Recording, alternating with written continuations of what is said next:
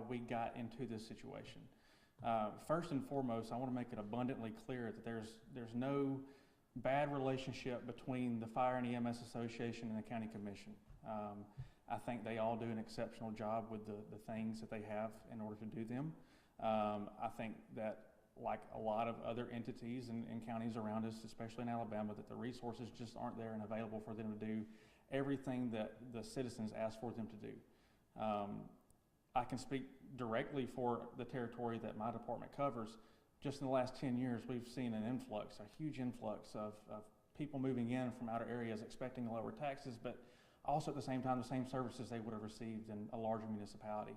So again, like I said, there's a great relationship between the Fire and EMS Association, the fire departments, the county commission, and the other county entities. So what we're faced with right now is, for the past probably 15 years, I think it's actually 13 years, Blount County, the 911 center, has been issuing an ambulance contract. It initially started as a revenue stream. Issuing the contract was a revenue stream for 911. That way 911 could continue operating the way they were operating, but also making the necessary improvements. In addition to the revenue stream, the reason behind the ambulance contract was to ensure that there was some sort of, not necessarily an authority, but more so standards that the county could hold an ambulance service to, because the ambulance services are private ambulance service and operated by private entities. So by establishing the Ambulance Advisory Commission, who oversaw the 911 contract and making sure that those standards were being met, it's kind of how we got to the continuance of the request for proposal and the ambulance contract. So initially there was a private ambulance company that was issued the first contract, and then as it worked through that contract period, there was another contract issued, or it was sent back out for proposal at the end of that contract. Once that happened, Lifeguard Ambulance came into Blount County, and throughout the past several years, Lifeguard has been operating in Blount County with 5 ambulances during the day and 4 ambulances at night. It's a effective level of service, but it's not exactly where we need to be. So Blount County is a geographical oddity to hospitals because the time for transports. So you pair the time for transports along with our call volume, we run out of ambulances weekly and almost daily most of the time. I can say that within the past probably 6 months, 2 times, patients have been transported in the beds of pickup trucks because there wasn't an ambulance available. And to me, as the chairman of the Fire and EMS Association, I see that as a regression. So earlier this year, the Ambulance Advisory Committee approached the Lifeguard Ambulance Service, who is ran by GMR, Global Medical Response, and requested them to extend the current contract. They said, or their response was, they didn't want to extend the current contract as it was written, and they wished for the contract to be rebid or sent out. That way they would have a chance to bid on it with their provisions. So we got to the point of the ambulance contract being issued out. It was issued out across the state. It was sent to the Alabama Association of Ambulances, and I think it kind of made its way to every ambulance provider. We had ambulance providers, even from out of state, that were inquiring on the ambulance contract. In the pre-bid meeting for the ambulance contract, there were 6 companies that showed up, and of those 6 companies on bid opening day, 4 submitted proposals. Of those 4, all 4 requested some sort of subsidy. And then one of them did not request a subsidy, but was a significant degradation of service, meaning that the same level of ambulances that we have now, we wouldn't have with the 0 subsidy option. The 911 board, and I don't want to speak for them, but they motioned in the meeting yesterday to reject all bids because they didn't have the means to subsidize a private ambulance company, nor did they want to accept a degradation of service on behalf of the county. They deferred that responsibility to, or requested to defer that responsibility to the county commission and or the Blount County Healthcare Authority. So we're kind of at an impasse now to where the 911 board doesn't have the ability to subsidize, even though they had they had the authority or were assuming the authority to issue this ambulance contract. So I've spoken with the Alabama State 911 Board today, as a matter of fact, and just kind of asked them to substantiate or refute any of the questions that I had as far as who is responsible for this ambulance contract. Now, in state statutes and state codes, Title 11, I believe it was 87, Chapter 87, there's no obligation for 911 centers to issue an ambulance contract, but it does leave an allowance for them to do so if nobody else is doing it. But it kind of put the 911 board and the 911 center in a very precarious position because, yes, they're issuing this contract, but no, they can't provide any type of subsidy. So I'm going to kind of rewind here a little bit how we got to the point of asking the county commission to reinstate this healthcare authority tax.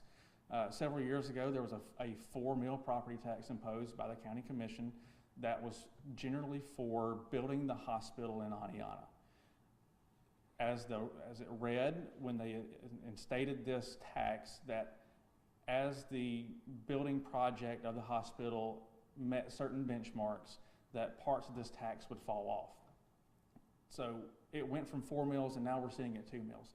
At any point in time, the county commission has the authority to reinstate that additional 2 mills so they can subsidize or provide funding for the healthcare authority. Now, I want to be very clear when I say this, that as the Fire and EMS Association, we don't know what those subsidy requests were. What we do know is the fire departments themselves can't afford it. The 911 center has explicitly stated they can't afford it. So that leaves the option to us that the healthcare authority tax could be our way to maintain the current level of service that we have. In saying that, I don't know what the actual bids were in my position as the chairman of the Fire and EMS Association. From what I've heard, that most of the people did not agree with that number. They thought it was a little high. But the 911 board or the Ambulance Advisory Committee, not having any funding to subsidize, was not in a position to negotiate what the subsidy would be with those companies. So where we're at now is the ambulance contract was supposed to end in October. Lifeguard was gracious enough to offer an extension of December 31st, 2025. The initial request for extension was 6 months. Lifeguard assured us that they weren't going to leave us high and dry, but they did say they wanted to see a good faith effort from the county entities and making sure that we were working through and making sure that there was a contract in place or a way or mechanism of funding for these subsidies. So as the Fire and EMS Association, as the chairman of the Fire and EMS Association, I represent 22 fire departments, and of those 22, 19 of them are volunteer. Those 19 fire departments, probably 90% of them operate on a budget of less than $20,000 a year. So, and it's not any fault of anybody's that it's that way. It's just a systemic issue nationwide that fire departments are underfunded. Even in the largest municipalities, fire departments are underfunded. EMS agencies are underfunded. But it kind of hits further home when it's happening to the smaller fire departments where people actually live. We're kind of in a weird area here in Blount County where most people live in Blount County and travel outside of Blount County to work. There's not necessarily a tax base here to support some sort of public safety tax to where it's solely public safety. But we've got, as the county, we've got to start working towards sustainable EMS coverage, whether it be a county-based EMS service or the fire departments banding together and creating some sort of countywide fire district where there's guaranteed funding, to where the county fire departments can start their own or buy their own ambulances and staff the ambulances. But what we do know is right now we can't keep going like we're going. And we certainly can't go backwards and accept a degradation of service. And I mean, there's 3- and 5-year plans to where we want to see this thing go, but the unfortunate reality is we're faced with pretty much a 90-day deadline. I trust that Lifeguard isn't just going to leave us, out to dry and leave the citizens that way, but they're a private business and they can't continue losing money. A lifeguard employee has publicly stated that they only collect about 34 cents on the dollar of what they bill out. And that's just not in Blount County. Again, that's another one of those systemic issues that's statewide. The collection rates for ambulances in Alabama are some of the worst in the nation. The ambulance companies, the private ambulance companies, have been fortunate that we have not guaranteed payers, but there are provisions in place like the payer of last resort that the ambulance companies get when they transfer out of a hospital or they transfer out of a nursing home. Unfortunately for us, currently, the hospital's ambulance contract is our ambulance contract. So our emergency service ambulances are being used to do transfers out of UAB Blount. And until we can get a contract in place that will also support those transfers, we're just going to be in the same position over and over again. The Ambulance Advisory Commission is working hand in hand with employees at UAB St. Vincent's and Aniana, and but it's nothing that can take place within 90 days. I also want to just also be clear that I don't want anybody to think that this is a knee-jerk reaction or somebody's holding us ransom saying pay us this money. But the unfortunate reality is somebody told us that there's probably going to be a subsidy, so we pushed it out for a proposal, and all 4 companies that bid said that there's going to be a subsidy. So as the chairman of the Fire and EMS Association, I want to make that clear that we don't have a way to ensure that Blount County is going to continue some sort of ambulance service, and we rely on our county commission a lot. And the county commission obliges those requests all the time. They pay for our fuel. We get some tip fees off of a tire landfill. And the healthcare authority gives us money every year to buy EMS supplies. But if it wasn't for those provisions from the county and those authorities, that a lot of these departments, they wouldn't last. And outside of even of the funding, another issue is the personnel. I mean, a lot of the fire departments struggle with having people to even answer the call. A lot of departments are also fortunate that they've got some just very dedicated retired men and women that run the calls for them during the day, but a lot of those responsibilities fall on the mutual aid departments around them. So I'm probably just going to continue rambling if I don't stop. So if y'all want to ask me any questions or have any questions moving forward. I mean, like you're saying, 90 days is not a whole lot of time before this contract expires initially. If, like, let's say they don't go through with reinstating this property tax, what would be the next step, or what would be another ask? So, and that's kind of the position we're in. We don't know what the next ask is.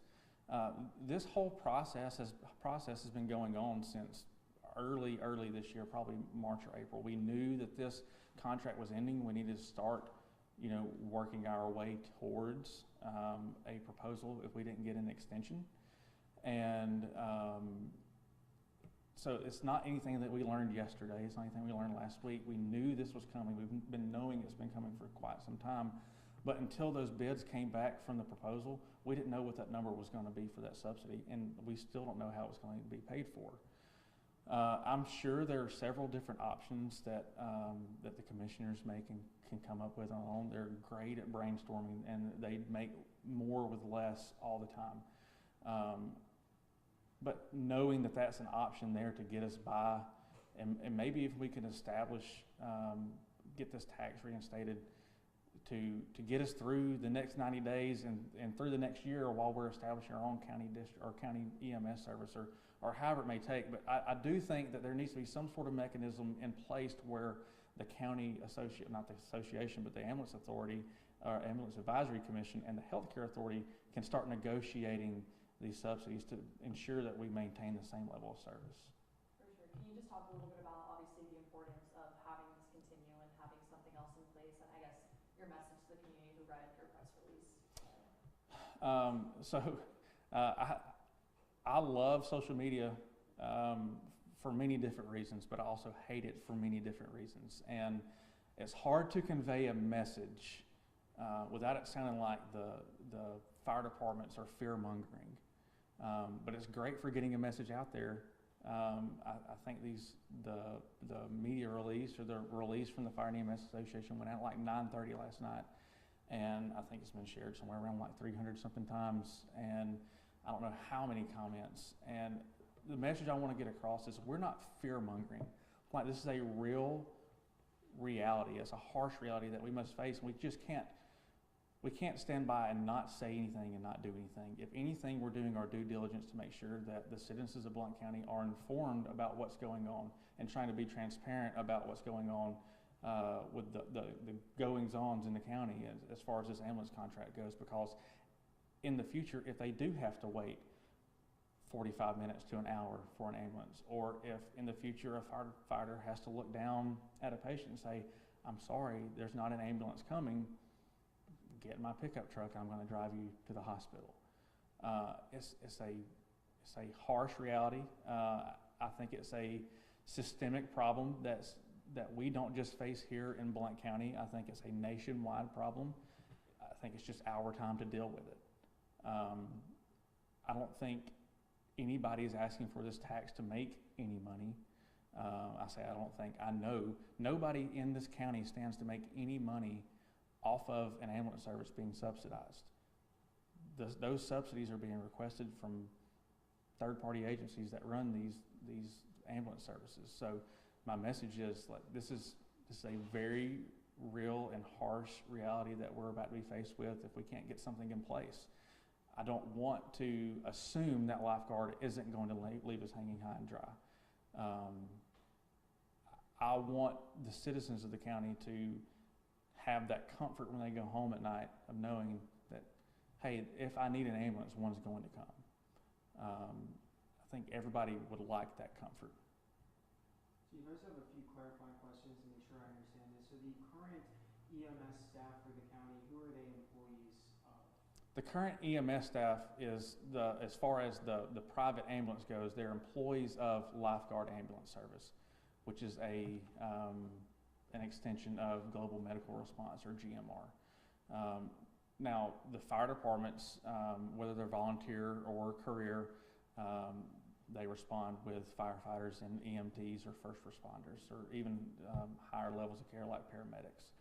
I think only 3 of the departments or 4 of the departments in the county are ALS, so meaning advanced life support, so they have those abilities to provide some sort of care if an ambulance is going to have an extended ETA. But it's not a luxury that every fire department has. And it's not because they can't do it or they won't do it. It's more so that they don't have the ability to do it because they don't have a paramedic. And those paramedics are hard to come by. I mean, I'm sure y'all all ran news stories recently on staffing levels for ambulances anyway. So in my own opinion, and I think I share the opinion with the entire Fire and EMS Association, that transport to definitive hospital care should be a basic human right. And unfortunately, somebody's got to pay for it. And whether the fire departments pay for it or it's done through some sort of healthcare authority tax, ultimately the citizen is having to pay for it, because the fire department's money's got to come from somewhere and the county's money comes from somewhere. It's just, we've got to find a way for the Fire and EMS Association, the Ambulance Advisory Committee, the Healthcare Authority, and the County Commission to work together to find some sort of resolution, and pretty quickly.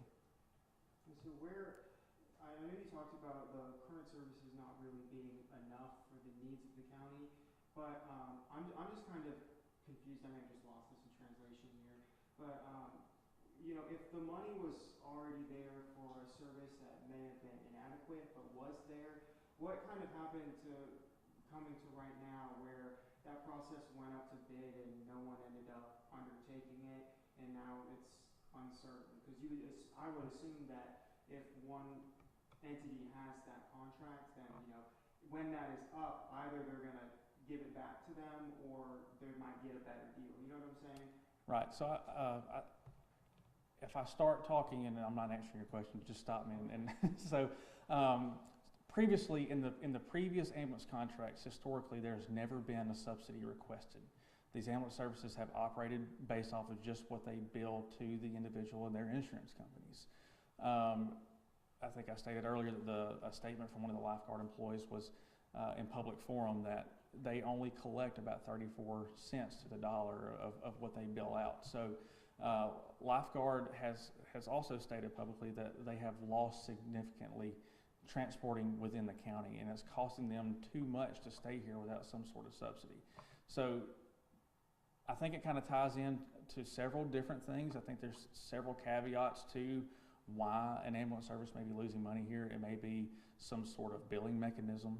I do know that up until October of 2024, lifeguard was not, quote unquote, in network for the major insurance providers in the area. So those bills are being pushed directly to the individual. And I don't know why that was happening, but I do know that in October of 2024 that they were able to start billing those major insurance providers again. I don't know how much that offset their losses, but from what I understand, those losses are still pretty significant. So lifeguard is, please jump in, correct me if I'm wrong. So lifeguard they're considering leaving because of the not having that subsidy, or is that what, I haven't heard a lot of these words before. Right. I've been taking a look like this inside what goes on behind the scenes in county EMS level before. So are they considering leaving because of it not being nowhere near profitable enough? But is the goal to keep them with this money or to attract someone else? I'm trying to find that. The goal is to maintain or increase the current level of service based off of what they propose. I want to tread carefully, but because I don't think anybody is, as far as the first responders, have been displeased with the operations of lifeguard. I think that the Ambulance Advisory Commission was pleased enough to request that lifeguard extend the current service contract and to keep operating in the way that they were. And then when lifeguard denied it under the guise of losing money, that's why they did it. So the ultimate goal here, I believe, and I'm only speaking just from the outside looking in, I think the ultimate goal here for the Ambulance Advisory Committee and whatever entity they're going to fall under in the future, the goal here is to provide or increase the level of service that we currently have now. So lifeguard didn't say, hey, we're done, we're pulling out. They just said they didn't wish to continue with the current contract as it was written.